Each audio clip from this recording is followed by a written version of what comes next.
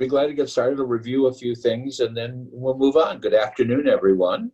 Afternoon, Rabbi. Hope you're staying healthy, safe, and cool in this in this weather. They told me 2 weeks ago that the monsoons were supposed to start. So where are they? What? Oh, okay. We've been praying. We've been including Morit Hatal. We've been including that phrase in our prayers, since the end of April. So I don't know, but anyway. Last 2 years they've gone from like mid-August to mid-September. So you might have to wait a while. Oh, okay, all right. Rabbi, is there a Jewish rain dance?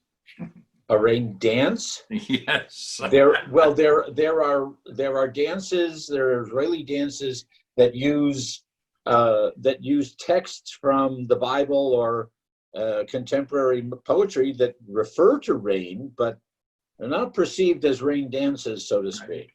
Okay, drawing water from the wells, yes, but not bringing rain from the heavens. Right. Okay. What about shaking a lulav? Shaking a lulav? That's not for rain, though. No. But if you wanted to do that, but that's in the fall, right? Now is when we pray for rain. But anyway. Hi, David. Okay. Hello, everyone. Okay, all right.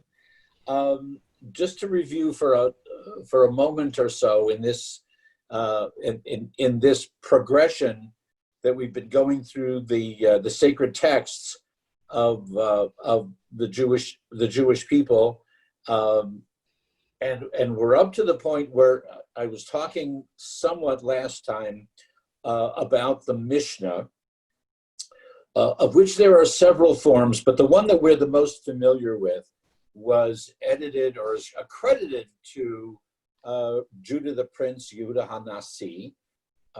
And basically it takes the mitzvot, the 613 commandments of the Torah, along with comments and instructions, it's a teaching module, if you will. I think last week I referred to it almost as a syllabus of taking the mitzvot, taking the commandments, and the way that they were understood, the way that they were applied in the time frame of the early rabbis, and let's say approximately 2,000 years ago, and written down now in a systematic or systematized order. We talked about the 6 volumes of the Mishnah, the Shishas Sidrei Mishnah. And so there are agricultural laws, there are festival and Shabbat laws, there are laws about women, divorce and marriage. I should put it in the other order, I suppose. Marriage and divorce. There are laws, the torts and damages, or civil law, if you will. And then there are 2 volumes, one that deals with the holy things and the ritual objects that were necessary for the sacrificial cult. And then the last volume that Tahor wrote talks about what is pure and what is impure, what is clean and what is not clean. As the Mishnah, and you can imagine this, because the minute something is written down, we jokingly talked about that if there are 3 Jews, you're going to have 4, if not 5 opinions. So the minute that something is written down, someone is going to jump in and say, but wait a minute, we don't do it that way. Or what happens if we try to do it this way and we don't succeed? What happens if we forgot chas v'chalila, halavai? What happens if we forgot to do something? Or if we did it incorrectly, do we have to go back and do it again? Or should we wait until the next day, or whatever it might be? All of those questions that then came up as discussion or debate or clarification, the literary tradition was to include all of those questions, to include all of those comments, all of those clarifications, all of those teachings, if you will, and to include that as the body of literature continued to develop. develop. So two things that I think I mentioned. One is that we begin with the Torah as one small text, and most of us have a 5 books of Moses, a Pentateuch on our library shelf somewhere. It's in 1 volume. And then when you get to the Mishnah, it becomes 6 volumes. And then when you get to the entire body of Talmud, that's usually 60 volumes or whatever, and on and on and on. So all this by means of introduction to this process, and I'll call it a process. There's a Babylonian version. They call it the Babylonian Talmud, which is the more familiar. And if you hear someone referring to a quotation from Talmud, it's most likely from the Babylonian Talmud. The way in the form that we have it now, probably mid to late 6th century of the Common Era. The earlier version was based in Palestine. Some people call it the Jerusalem Talmud, but it actually was more took place closer to Tiberias up in the Galilee. Technically it's the Palestinian rather than the Jerusalem Talmud. So that's one point that I wanted to conclude this little review with. The other is the very important recognition that all opinions were credibly accepted, heard, and recorded.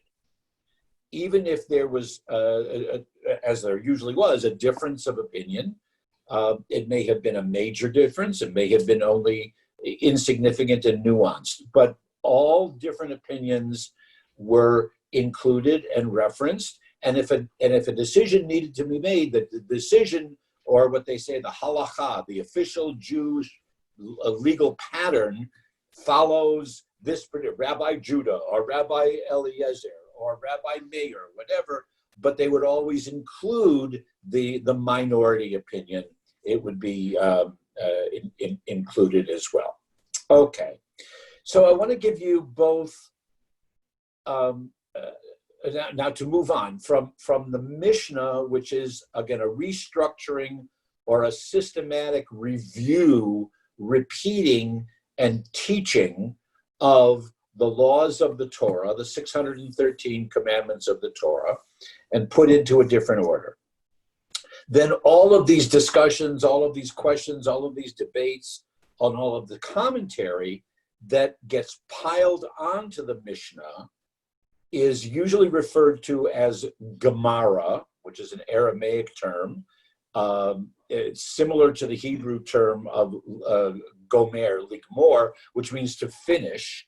So one understanding is that the Gemara finishes the Mishnah, but that's really a misnomer, because the process still continues even to the present day. So it's not finished, but it was finished in the sense of the era of the rabbinic study from the 4th, 5th, 6th century of the common era. So when you put Mishnah and Gemara together, and I'll talk a little bit more in a few minutes about how they're structured on a page of the book, but if you put Mishnah and Gemara together, that's what's known as Talmud. Although in many cases, and in some of the rabbinic literature, Talmud refers more to the Gemara than it does to the Mishnah. They're considered to be separate. So not to get confused. But I want to give you 2 different, let's call them definitions of Talmud per se. Okay?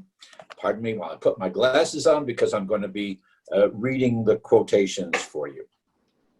The first is a definition or an explanation given from Dr. Barry Holtz, who teaches at the Jewish Theological Seminary in New York. That's not his claim to fame. His claim to fame is that he's married to the middle daughter of my home rabbi. Okay, that's his real claim to fame. He's married to Bethany Horowitz, who's a PhD from Columbia in her own right, but joking aside. Okay, so Barry Holtz defines Gemara or Talmud this way. Groups of rabbis and their disciples would gather to study the tractates of the Mishnah, to clarify their meaning and apply their instructions to situations arising in their own lives. Okay, so in other words, it would be similar to, let's say, Beth Shalom Temple Center's board meeting or study session where someone presents a particular question or a position paper or a resolution and says, okay, what do we think about this? Do we agree? Do we disagree? How do we implement it in our particular Green Valley community?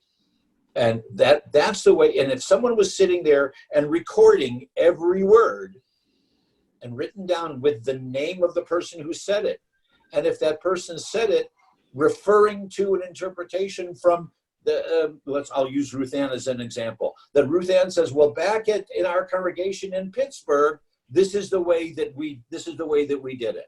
Oh, that And it sounds would be written familiar. down, right? Yeah. Except Okay, I all kicked right. Steve off. I'm sorry? I think I kicked Steve You off. kicked Steve off. All right. Well, we forgive you. He'll get back on. So that's the way that Barry Holtz would be interpreting. Think of Talmud or Gemara as a study session of dealing with there's Steve, or dealing with a particular question, resolution, mitzvah. How do we understand it? How should we implement it? How does it affect us?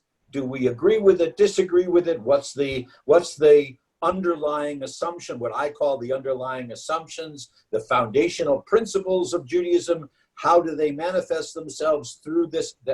That's the process. Okay, that's the scientific definition. Now I'm going to give you a little different way of understanding it. Some of you may have heard this before. I apologize, but it's beautiful, it's telling, and it helps us understand what's going on. I apologize for the length of the quotation rather than, or the citation here, rather than just my speaking. So bear with me. The story is told. A young man comes to visit a noted rabbi, and he expresses his desire to study Talmud. Well, do you know Aramaic? The rabbi asks. No, the young man answers. Do you know Hebrew? No. Have you studied the Torah? No, Rabbi, but don't worry about that. I graduated from Columbia summa cum laude in philosophy. I just finished my doctoral dissertation at Harvard on Socratic method and logic. So now I would like to round out my education with a little study of the Talmud. The rabbi thinks for a minute, tells the young man that he doesn't think that he's really ready to study Talmud. If you wish, however, I'm willing to examine you in logic. And if you pass the test, I will then arrange for you to study some Talmud.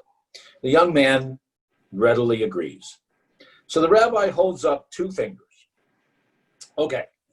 Two burglars break into a house through the chimney. One lands inside with a clean face and the other with a dirty face. Which one then proceeds to wash his face?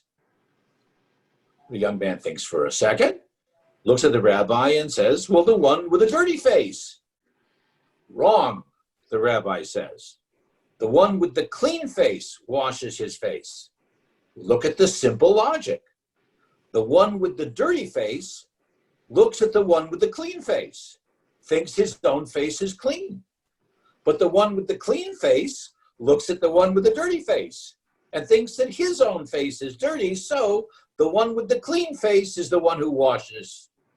Very clever, the young man says. Give me another test. Let me try again. The rabbi asks the same question. Same question. Okay? Two burglars break into a house through the chimney. One lands inside with a clean face, the other with a dirty face. Which one washes his face? The eager would-be pupil responds, Well, we've always already established that the one with the clean face washes his face. Wrong again, the rabbi says. Both of them wash their faces. Examine simple logic. The one with the dirty face looks at the one with the clean face and thinks his own is clean. The one with the clean face looks at the one with the dirty face and thinks his own is dirty. So the one with the clean face washes his face, and when the man with the dirty face sees the clean face man washing, he also washes his face. I didn't think of it that way, the young student says. Try me once more. So the rabbi again repeats the question. Two men in the chimney, and to which the young man replies, well, they both wash their face. Wrong again, the rabbi says. Neither one washes his face. Look at it logically. The one with the dirty face looks at the one with the clean face, thinks his own face is clean. The one with the clean face sees the dirty face of his companion and thinks his own face is dirty. But when the one with the clean face sees the one with the dirty face not washing, he also doesn't wash his face. He doesn't think it's necessary, so neither one will wash. The young man, the potential student, is now desperate. I'm qualified to study Talmud. Please, give me one more test. So the rabbi asks the same question. And the young man now gives the obvious answer. Neither one washes his face. Wrong, says the rabbi. Do you see why Socratic logic is an insufficient basis for studying Talmud? Tell me, how is it possible for two men to come down the same chimney and for only one to come out with a dirty face and the other with a clean face? The young man is totally exasperated and challenges the rabbi. Now, Rabbi, wait a minute. You've given me at least 3 contradictory answers to the same question. That's impossible. No, my son, the rabbi says, that's Talmud. Okay? So I thought I would share that with you as well as an introductory definition, or it's not really a clarification, but it's an illustration of Talmud. Sometimes the answer is not there. Sometimes the beauty is in trying to understand the logic, trying to understand the whole process of the way that the rabbis would finally come to some kind of an answer, but again, recognizing that there's more than one answer. Okay, so we discussed these layers of the different questions of the mitzvot, of the minhagim, the customs, the ceremonies, if you will, and then they begin to write them down. But as you can imagine, and those of us who remember the days of being in college, for example, where did you write your own personal comments or questions about the text? You wrote them in the margins, right? You added, and maybe if you were like some of my teachers or some of my students, you started writing them in different colors. You highlighted different words, and then but filled up all of the margins all around the text. And that's what a page of Talmud actually looks like. In the middle of the page, and I'll try to space this out for you, but in the middle of the page would be the text as we know it, in the darkest font, and then all of these different types of commentaries and interpretations and definitions go around the outside. But recognizing, again, because they did it respectfully, recognizing that there might be digressions, there might be tangents, there might be what I like to call sidebars. That, wait a minute, this doesn't seem to relate, but it does relate. Can I bring this up also?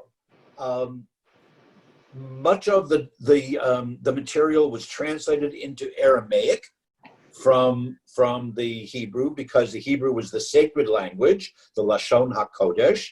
But Aramaic was the vernacular, and but that's the street language that people would have spoken.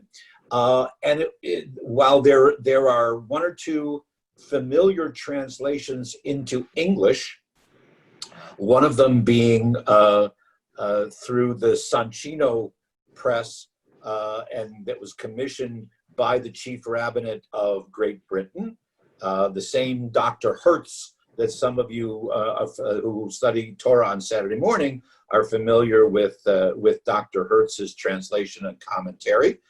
He was also involved, he wasn't the sole translator, obviously. There's a famous translation of the Mishnah and part of the Talmud that was coordinated by a non-Jewish scholar at, I forget if he was at Oxford or Trinity, Cambridge, one or the other, by the name of Louis Danby, D-A-N-B-Y. And then in the modern era, beginning in the 1980s and the 1990s, commissioned by the State of Israel and the Department of Religious Affairs, a very, very well-known contemporary rabbinic scholar by the name of Adin Steinsaltz started translating. He has completed it. It hasn't, he's completed the work, but it hasn't entirely been published yet. But there's a translation now of the entire Talmud from Aramaic and all the commentaries into modern Hebrew. There are some attempts to translate some of the Steinsaltz into English, so translating from the Hebrew into English rather than from the Aramaic. But those are the most well-known versions of the Talmud or the Mishnah that are available in English or in modern Hebrew. The classic version of the Talmud for rabbinic study is the way it was published in Vilna, the Vilna edition of the Talmud that has all of the various commentaries in the format that I'll describe in a couple of minutes. So going back for a moment, here are the terms that I will be using more frequently and make sure that we understand what they are. So we talked about the Mishnah.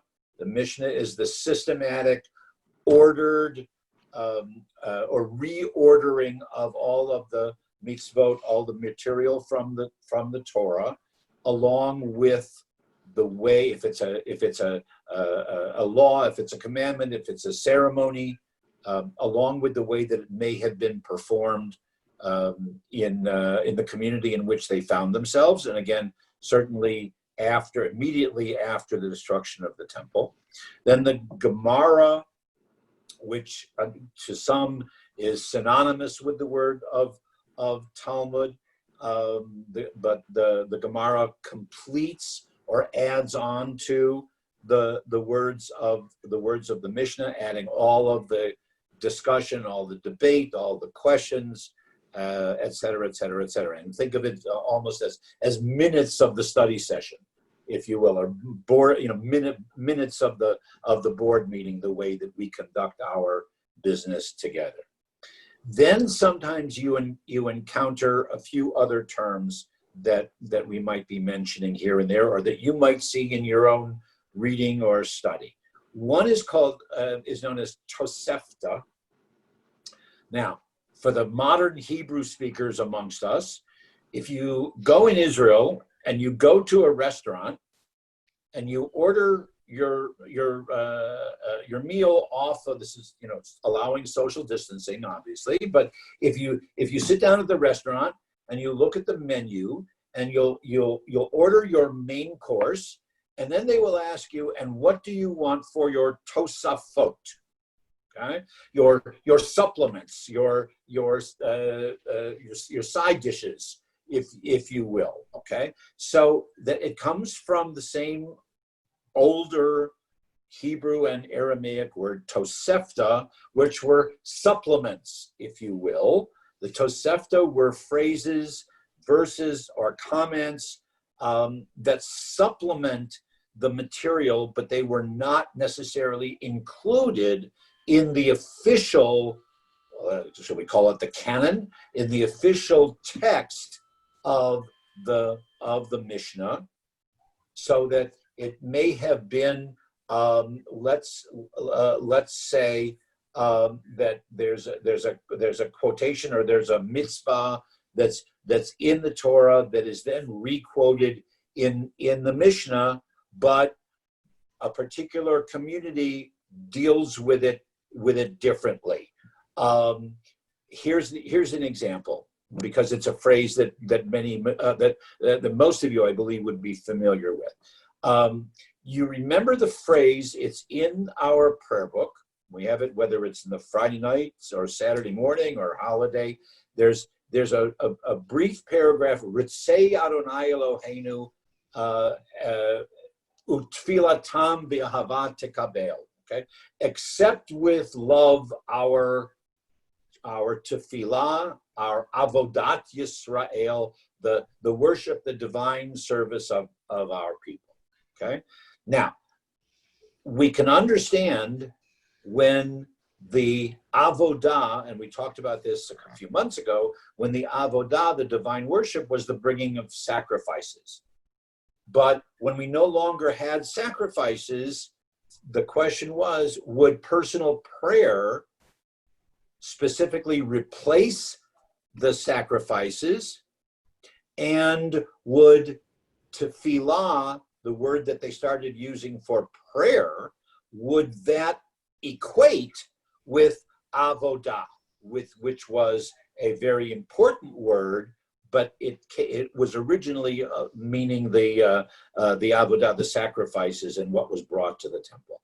So there's a tosefta, there's a supplemental comment that's not in the Mishnah itself that basically says, and I'm paraphrasing, but basically says that tefillah and avodah in our time, this is after the destruction of the temple, that those two words mean the same thing. So it's a clarifying statement, but it's not based on, we talked about proof texting, it's not based on any particular proof text from the Torah. It's the statement of acknowledged rabbis or community leaders that said, when we say this formula and we ask God to accept our prayers, just as we had prayed to God to accept our sacrifices. So we want to know, somebody asked the question, is it synonymous? And the answer is yes, it's synonymous. That's an example of a tosefta phrase. It's a supplement that kind of clarifies, but it's not written down in the particular Mishnah in that text. Okay. Similarly, now from a later period of time, for 200 years later or whatever, when they started collecting all of these minutes, like I said, that would be considered the Gemara, we encounter a word called a baraita. Now, a baraita comes from the Aramaic word that means it's outside of, right? And it's an interpretation that might be outside of, meaning it's, what's the English word? Anachronistic, all right? It came from a different time period, and so it wasn't included specifically in the minutes of the discussion that we had about Shabbat, all right? I'm referring back to a comment, a Q&A that a number of us were involved with. I don't even remember which context, but we were talking about how do we understand the concept of melacha as opposed to avodah, the words that mean labor or work, and one's related to slavery and one's related to work that you can or cannot do on Shabbat. And we had a whole discussion about that. And there may have been, for example, there may be a baraita that came from earlier on, or it may have come from later on after the official wording was written into the Mishnah or Talmudic text. So Baraita kind of means an extraneous statement, and it almost always is from a different time period. But they include it in when you're studying the text, you study the Talmud. If it's an acknowledged well enough trained teacher who would say, aha, but don't forget there's this Baraita. Well, of course I forgot. I didn't know. It's not in the literature. So how would I necessarily know? And then they would throw it back in. Technically, my note here is that when I say that it's anachronistic, usually that means that it's actually from before the Mishnah was written down, but for one reason or another, Yehuda Hanasi, Judah the Prince, when he edited and when he made his addition, maybe he didn't like this rabbi, maybe he disagreed with whatever it was, but maybe he wasn't aware of it. But it wasn't included, but it comes from that time period. Two other terms that we see, especially again, if you're doing some of the reading on your own, talking about Talmud and Mishnah. If you see the word Tana, T-A-N-N-A, Tana refers to a rabbi or a teacher from the time of the Mishnah. So again, we're talking of about 200 of the Common Era, and usually you might see, well, the Aramaic phrase would be Tanu Rabbanan, that the rabbis taught at the time of the Mishnah. Okay, so you see. A Tana is a T-A-N-N-A, whereas the opposite, or from later time, an Amora, A-M-O-R-A, an Amora is the rabbis taught in the Gemara. So referring to their time being a speaker, a discusser, a disciple from the period of the Gemara. Okay. Two more terms that I need to throw out here on the table. One is one that you've heard before, and that's halacha. Halacha, we collectively talk today as Jewish law, but it's really more than law. It's all the practices, it's all the beliefs, it's all the gestalt, for those of you who might know that term, this is my phrase, of the doing of Judaism. Some people are uncomfortable if you're saying of doing, but the doing of Judaism. If you're doing it according to tradition, according to what God said, according to how we do things, that's halacha. It did not necessarily mean historically, as we use the term today, that it's orthodox, that halacha is the more orthodox, and that reform rejects halacha, which it doesn't, but that reform rejects halacha, or that conservative kind of makes its decisions while respecting halacha. So we use the term differently today. But in the time of the rabbis, and in the time when the Talmud and Jewish law, through the codes that we'll get to in the next couple of weeks, through the codes of Jewish law, when they refer to halacha, they're talking about the overriding and overwhelming abundance of practices, beliefs, the doing of Judaism in that sense. The other word that I wish to throw out to you, and there's a little bit of confusion, so I need to make sure that you're paying attention and that you spell it and hear it and use it correctly. That's the word Agadah, not Haggadah with an H at the beginning or a Hey at the beginning from Passover, but Agadah. Agadah, I would simply translate as legend, legendary material, lore. It comes from the Hebrew word that means more like discourse. It's explaining rather than just telling. Haggadah comes from the word that means to tell or to retell, but Agadah adds a layer of interpretation onto it. In the Talmud, and the reason that I brought out these two words, halacha and Agadah, in the Talmud, in rabbinic literature from 2,000 years ago, you have the halachic material that would generalizing, we would say that's the legal material, and you have the Agadic, the Agadah material, that's everything else. All the narratives, all the stories, all the anecdotes, all the allegories and parables, and incidentally, that's why New Testament from the same time period is filled with those literary styles as well. Agadah frequently, because as I said, it comes from the word means to discourse or to deal with, frequently has moral rather than legal lesson to it.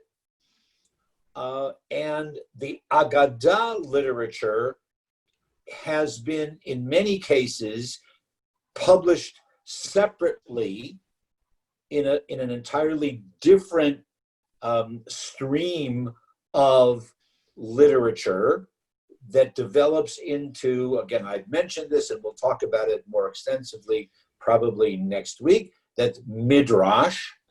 The Talmud has Midrash, that's the Agadah literature, but then a lot of it gets pulled out and either reworded or even quoted in the Midrashic collections. Just like later on, the halachic material from Talmud will be culled out over several hundred years in the medieval period of time. And then by around the year 1000, they will start to publish code, what we call the codes literature, and that is 99% halachic and maybe only 1% Agadah. Whereas Midrash is about 65, 70% Agadah and what did I leave? 20, 30%, 35% halachic. There is such a thing as halachic Midrash, but for the most part, it's more Agadah, it's more legend and lore kind of thing. I think I referred to it last week, and we'll talk about it again next week, as like Aesop's fables kind of literature. Okay. A typical page, and I apologize, some of you are much more proficient at this than I, but I'm sure if you just go, I should have been able to push a button and say, here's what a page looks like. Or if we had, a screenshot or something like that, but you can do it on your own just by simply Googling or whatever. What does a page of Talmud look like? And they'll show it to you. But I'll try to describe it in the following way. You have a blank piece of paper. And in the center, and I mentioned it's usually in a much bolder font. Today we would say the difference between block print and script. Okay, so in the block print in the center, that would have the quotation from the Mishnah, and then. And there would be the large letter mem in Hebrew, usually with a little psik, little apostrophe next to it. And that would be the quote from the Mishnah. And then there would be the Hebrew letter gimel or gimel mem with a little apostrophe. And then everything that would follow after that would be the Gemara, all of the discussion, all of the questions. This rabbi said this rabbi said that, whatever. The example that I used, and we'll come back to a different example to study it in more depth, but the example that I mentioned last week, where they wind up not with, and the decision is according to Rabbi Judah, the Teku, for example, about that Elijah will come and when Elijah comes to bring the Messiah, we'll get the answer to all of these questions. Or every once in a while they say there will be a bat kol, there will be a divine voice that will come and give us the answer because the rabbis can't realize. Okay, so in the center of the page in the dark block print would in a font would be the Mishnah and the Gemara, and then around all the outside. Remember I said, like, if you're studying a college course and you write all your comments or questions out in the margins, it's the same kind of thing. The most important commentator is Rashi. You probably heard his name before. That's Rabbi Shlomo Yitzchaki. Lived 1040 to 1105. Rashi is the most famous commentator, not only on the Torah but also on the entire Talmud. And so he's given the place of honor. The place of honor is in the center part of the book. So when you're opening the book like this, in the center, if you're on the, I don't know if you can see my hands here, but on the right hand side, don't forget we're going right to left. On the right hand side, the Rashi commentary would be to the left of the text, and if you're on the left hand side of the two pages being open in front of you, the Rashi would be on the right hand of the main Mishnah text. Okay, that's the place of honor.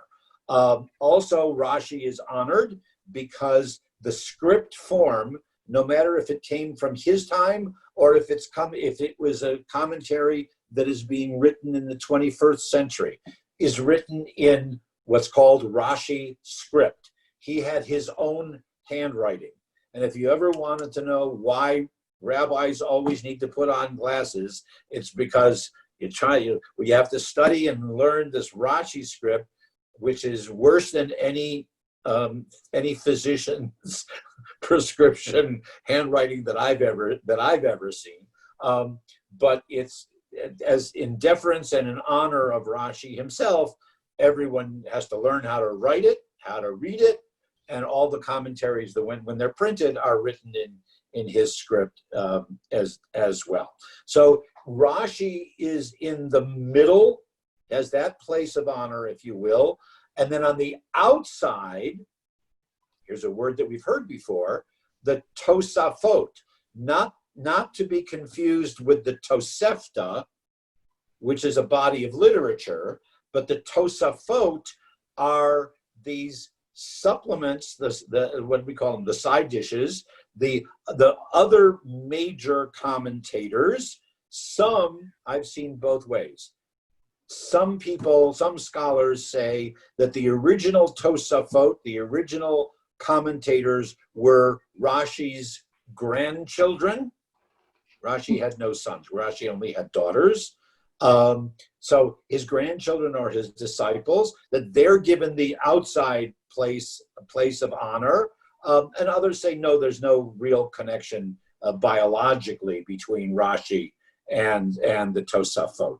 But they come over the next one or two generations, and they follow in the same kind of critical approach that Rashi does in his comments, if you will.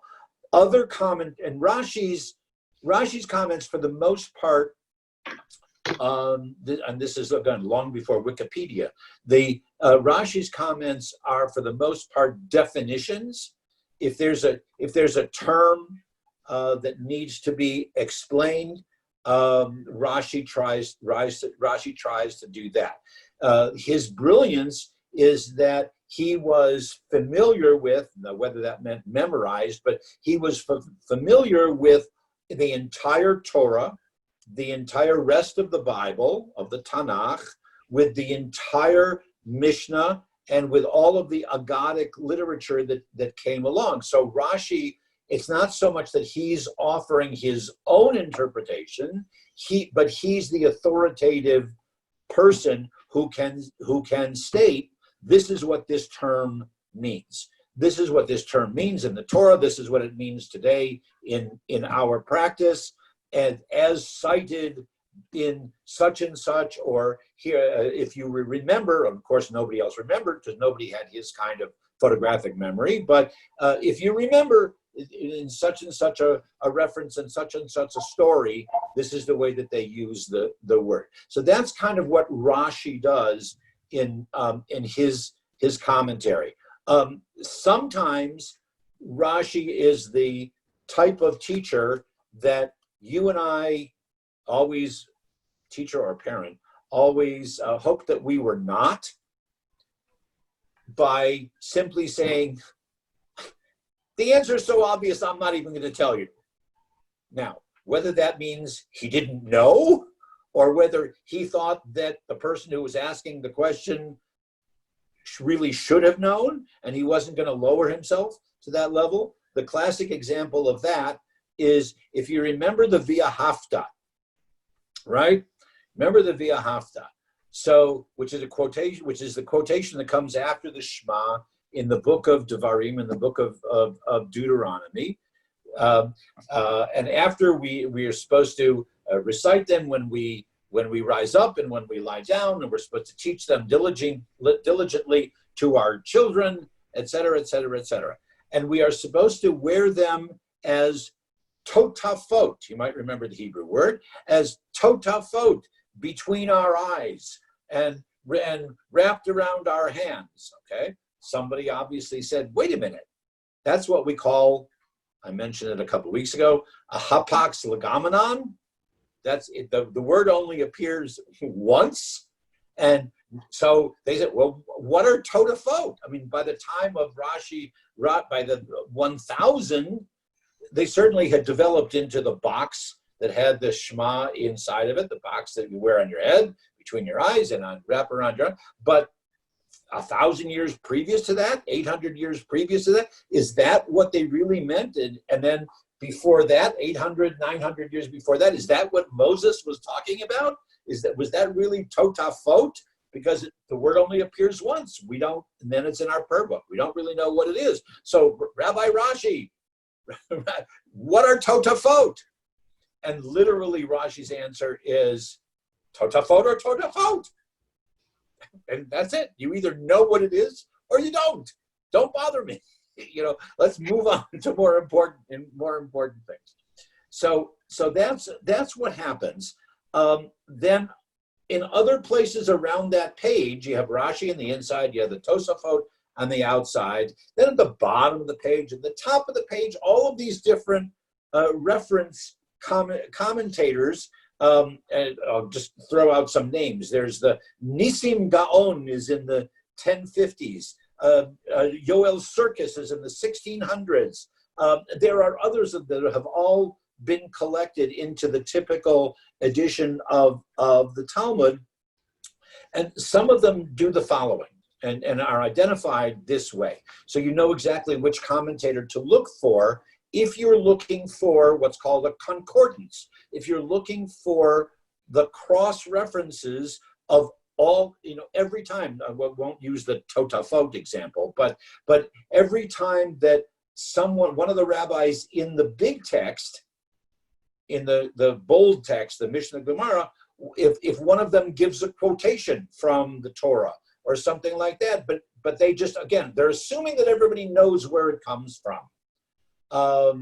But most people probably didn't. So you go to the bottom of the page where it's like a concordance, and it lists what the cross reference was. This is all done, again, long before Google and long before computers. It was all done by hand and by memory.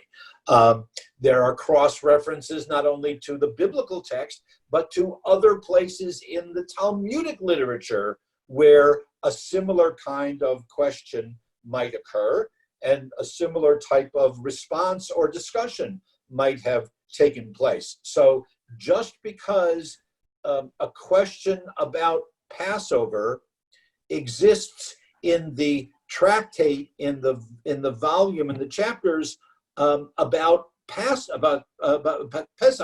in the chapter or the book that's called Pesachim about Passovers doesn't mean that that's the only place in the Talmud that you would find some questions about matzah or something else. How do we understand this, or how do we do that?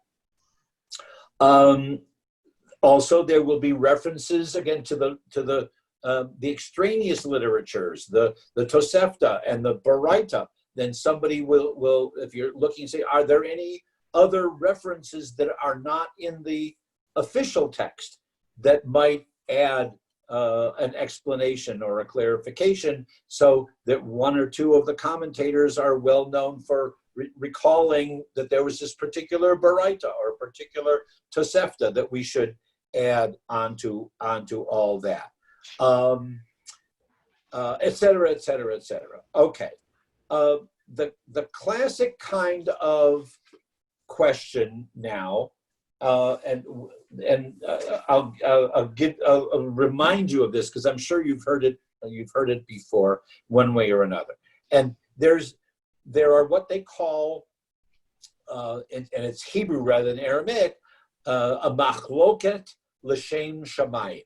A machloket is a dispute or an argument, if you will. It comes from the word chelek, that means there's this side and there's that side. There's two different sides to it. A machloket is an argument l'shem shamayim, for the sake of heaven. In other words, it really isn't that important in our day-to-day life, but by having this discussion and by having it respectfully, we come to a better understanding or a better reverence for God in l'shem shamayim, for the sake of heaven. They'll have these arguments, and the two classic rabbis, although we don't usually give their name and title at the same time, the two classic that argue l'shem shamayim, for the sake of heaven, are Hillel and Shammai.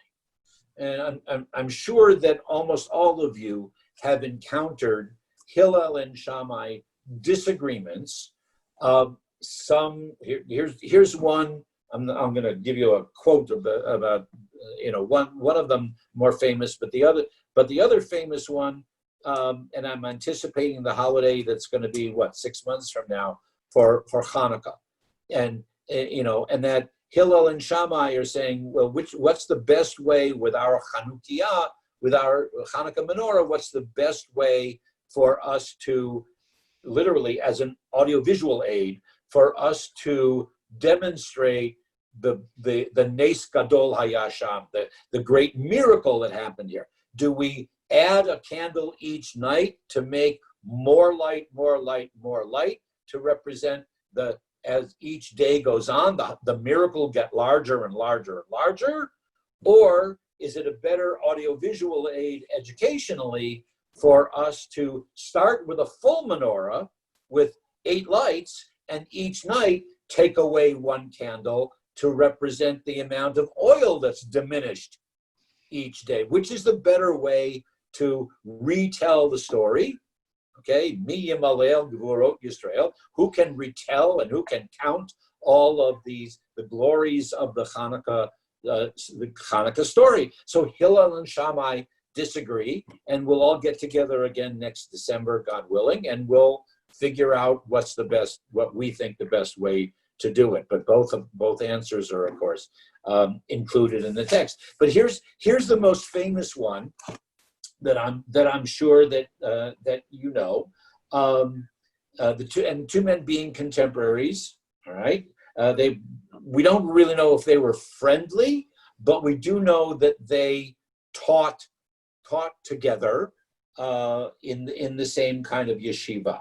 Okay, and even though we highlight the disagreements between them, the reality is that in most of the times that they are cited, they actually did agree most of the time. We usually cite the exceptions to the rule. Hillel is known as being more lenient, and Shammai being more strict, if you will. Okay, so an individual potential, someone who is thinking of converting to Judaism. In Talmudic literature, that's referred to as a Gentile, comes to Shammai and tells him that he would convert to Judaism if Shammai could teach him the whole Torah while the man balanced on one foot. Now, incidentally, I don't necessarily agree with that translation. I've always wondered, when the individual comes and talks to Shammai and then talks to Hillel, and he says, teach me all there is that I need to know about Judaism while standing on one foot. It's not clear. Who's supposed to be standing on one foot? Is it the student or is it the teacher?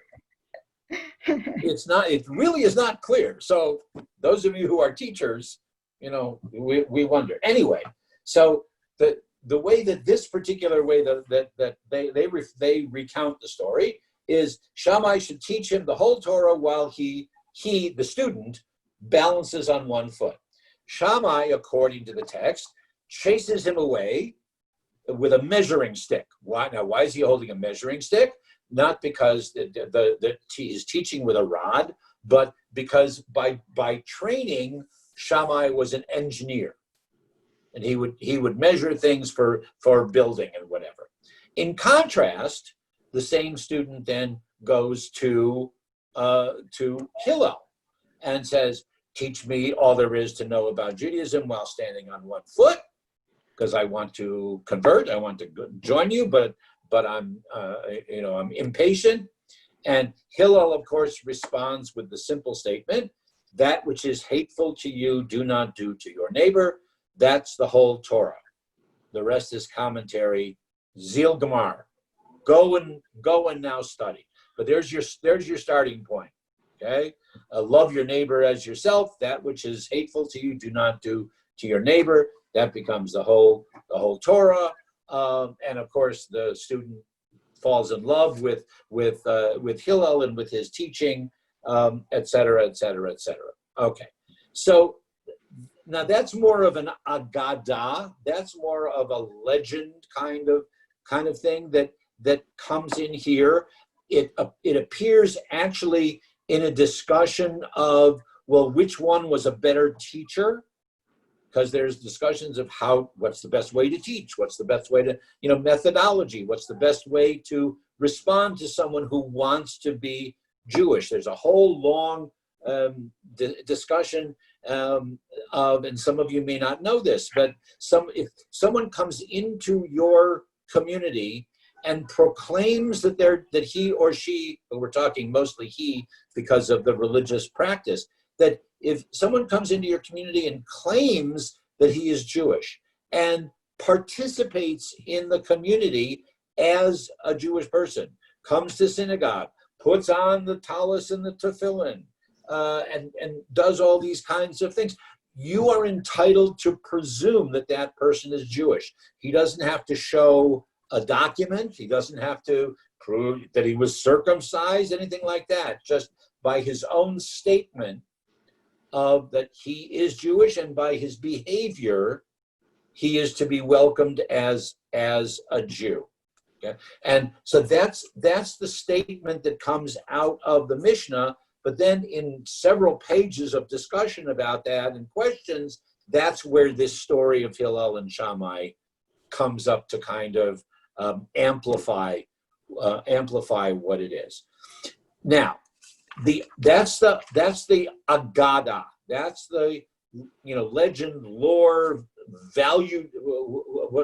What's the phrase we used to use in education? Values clarification, right? Okay, that's the values clarification approach to understanding the text. Now I just want to do the last couple of minutes for today on the halacha and the way that plays out.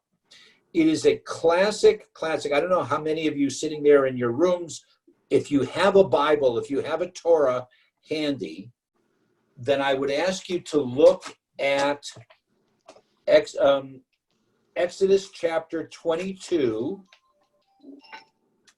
verse 6.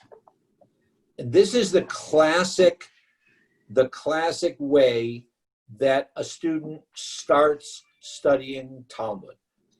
And if indeed, next year, God willing, the year after, whatever, if we decide to have some kind of an adult education class, whether I'm teaching it, whether someone else teaches it, I'm fairly confident that this is where we would start. This is where you traditionally start in looking at how the Talmudic process plays out. In the Talmud, so the quote, and we've talked about it a couple of different times, in order to have validity and authenticity for halakha, for Jewish practice, it must be based on a proof text, must be based on a quote from the Torah. But there are lots of ways to start to question and interpret, and what does this mean, and how does it actually play out in real life.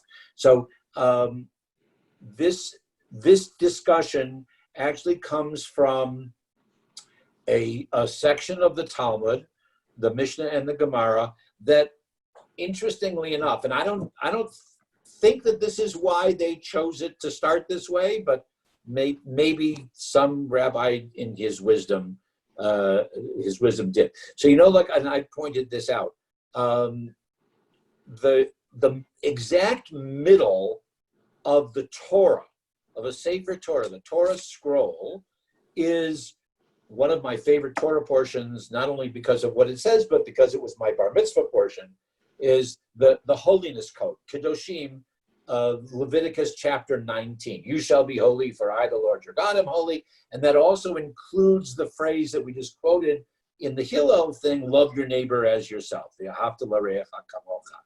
Okay, that's the exact center of a Torah scroll.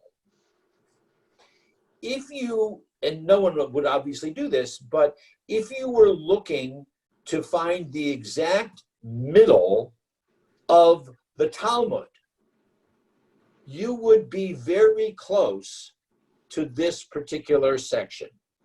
It comes from Baba Metzia, which is one of the tractates of the order in the Mishnah of Nezikin, which we've said is torts and damages, or civil law.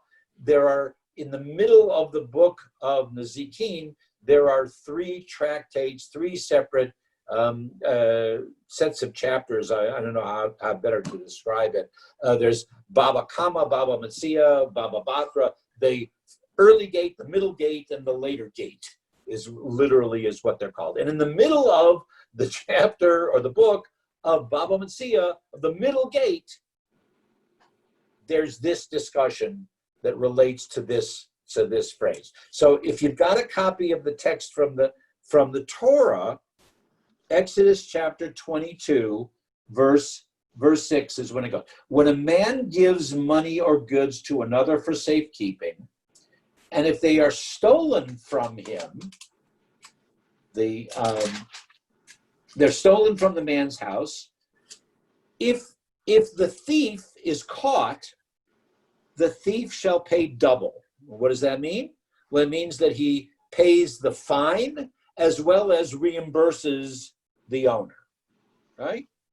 If the thief is not caught, then the owner of the house has to go before God, or that means in a court, that he didn't make this up. He has not laid hands on the other's property. Okay? And then it goes on and on and on and on and on. And what happens? And that's if someone loans a piece of goods or money to another for safekeeping. Here, I'm giving you a deposit. I'm going out of town. Will you watch my home, or whatever it is? If it's a little bit of a different case, if you're giving your ox or your horse or something like that, and et cetera, et cetera, et cetera. So hamafkid etzel chavero is the way that the Talmud starts to address this, because all that the Torah says is, if, let's use the way that the Talmud does it, we're talking the two guys, okay? Shimon and Ruvain. Here are the two guys. Shimon says to Ruvain, I'm going out of town. Would you watch my house for me? Okay. And Ruvain, being a very good neighbor, says, sure, Shimmy, I'll be glad to do that. Okay. But then if something happens, so something is stolen from the house or whatever, now how do we know that Ruvain wasn't the thief? And was something else broken?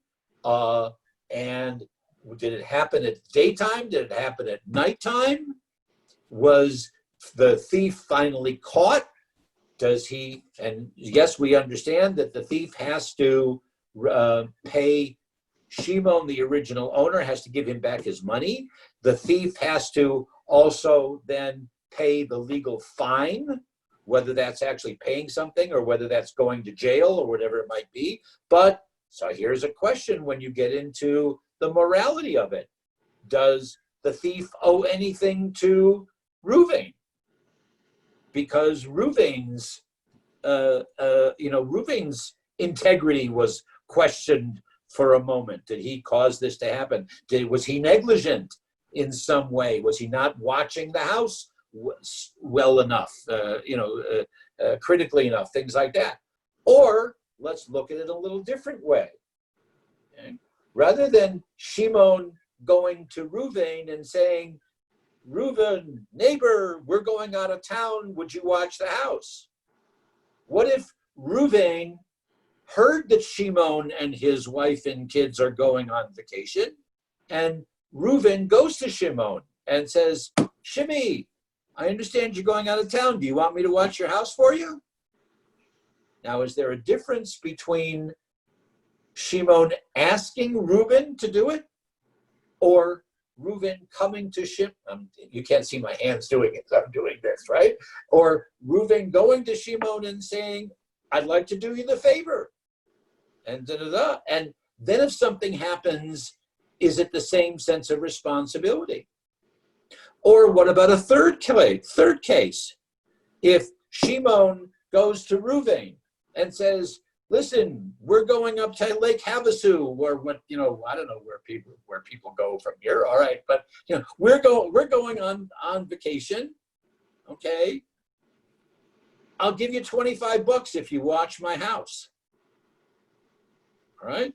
Or if you water my plants, or if you walk the dog and then the dog gets stolen, or if you forgot to water the plant and the plant dies. Or the example that I use when I do this with young students, for example, is to mow your, well, you don't do it so much out here, but to mow your lawn, right? And with the lawnmower, and you go over a rock and it breaks the blades of the lawnmower. Well, is there a difference between if I've asked you to mow my lawn, or if I'm paying you to mow my lawn, or if you came to me and said, you're going out of town, you want me to mow your lawn? Or here's a fourth example. Shimon, wait, who's the guy going? Shimon's going out of town. Reuben comes to Shimon and says, I understand you're going out of town. Do you mind if my wife and I come and use your hot tub? Okay. And while Shimon's out of town, Reuben and his wife come over, and something happens and the hot tub breaks. Okay. Is there difference now that way when they've asked to do it? Or here, I'll give you $50 if you let me use your hot tub. All of those, so not with hot tubs and not with lawnmowers, but all of those different questions come out of this one quotation in the Torah. If a man asks his neighbor to, take responsibility, or leaves a deposit, with him, and it gets stolen from it. So coming off of that just the one quote, there's approximately a page and a half of questions, answers, reinterpretations. Let's go and look, make this reference. This rabbi says this, this rabbi says this thing, you know, and how do you respond? That's what happens with Talmud. So, as I said, may God willing, there'll be the opportunity for us in one format or another to do some more intensive, you know, looking at it. There certainly are You're ready. lots of, introduction to or Talmud for dummies, you know, and whatever. If you want to do any of that on your own, or again, we'll look forward to the opportunity in years to come. Steve, yes. You know, you just reminded me, I had a very small smattering of Talmud in the secular Israeli high school that I attended. And one was indeed that Baba Metzia. That's exactly where they... I also Right. recall Shnai Mochazin B'Talit. Two guys are holding on to the same tallis, and one Sure. says, that's all mine. Exactly. And the other one says, it's mine. And how do you resolve this issue? And a third thing that really comes to mind, I guess this is all like basic Talmud that the really young yeshiva bookers start on, is all sorts of things that are found and how you deal with different things that are found. You know, do you announce it in the marketplace? Like Right. if you find something that's very distinctive, do you have to stand Right. on? Because a other little speakers? bit, I think it's a few verses later rather than earlier in this. It's in Mishpatim, in the Torah portion Mishpatim, that if you're walking along the way and you happen to find your neighbor's donkey or walking lost along the road, you know, what are you supposed to do? You know, things like that. They'll follow it up with that. So that's where we are. That's where we are with this overview of the Talmudic process. Next week we'll move into Midrash, which, as I've said, is really my favorite type of material. And that's the Agadic. That's more of the legend, lore, and delving and I had one professor, and he was like, for those of you, if you saw with your children or your grandchildren, you know, they remember the character in Sesame Street, the Count? Yeah. Okay, all right. So if you can picture the Count, but as a real professor in rabbinic school, that was my Midrash professor he was Hungarian, and he would probe the text. So I'll try to inspire you with some of that over the next week or two as well. Okay. Rabbi, the only thing I can say is whenever you're ready to start that other class, we will start it. I mean, especially right now, We'll get there. The way we are operating, you know, the more we can offer, I think, is the better. So whenever you're ready. And I want to apologize for, I was using the Temple's laptop. I don't know, the past 2 days, it's given me all kinds of grief. And I'm just worried because now I have to go and download the software onto my laptop for the movie next week. And Steve, I'm also, a little bit of knowledge can be very, very dangerous. And I took a Zoom class yesterday. I signed up for another one for next week. But I found out, Steve, why you were able to get on like you did today, and it won't happen again unless I tell you in advance. It won't happen. It will not. I turned it won't be off. able to get on. Oh, okay. I turned it off. Fair enough. If- Fair enough, because you know what? I went on to Zoom afterwards to look at the recording of my session, and I accidentally somehow activated a session. And it said, okay, the meeting is started, it's recording, and it was just recording me. I was sitting there and it was recording. Of course, I deleted this, okay? But if I wouldn't have deleted, there would have been a very boring meeting of me just sitting there looking at a screen, you know, and that's supposedly another one of our our Zoom meetings is me sitting there looking The at. laptop was not cooperating, so I don't know what's going on with it. But I was able to reestablish on my laptop here, Oh, so and I it worked just had okay. One But, more no, there's- question for the rabbi, if I could. Yeah. I just wanted to ask if you could elaborate a little bit more on the Rashi script, because that's always really puzzled me. You know, what kind of sadist invents that kind of lettering? You know, well, what was the idea behind that? Because it is a real, you know, I've tried to teach myself and Right. No, I learned that was this, his shorthand. That it's the way it was in no way explained to me is it shorthand though. Oh, I that guess was you can his- write the letters a little faster, maybe. right. That was his shorthand. Okay. And Okay. and everybody, you know, maybe not at the time, but everybody later on when they started to print this in as a way of showing deference to Hmm. his scholarship, they said we're gonna print everything in the same script. You know, maybe with an old-fashioned quill, it's a little faster to do the Yeah, letters maybe. the way he was doing Maybe. them or Don't something. know. Okay, thanks everybody. Good to see you.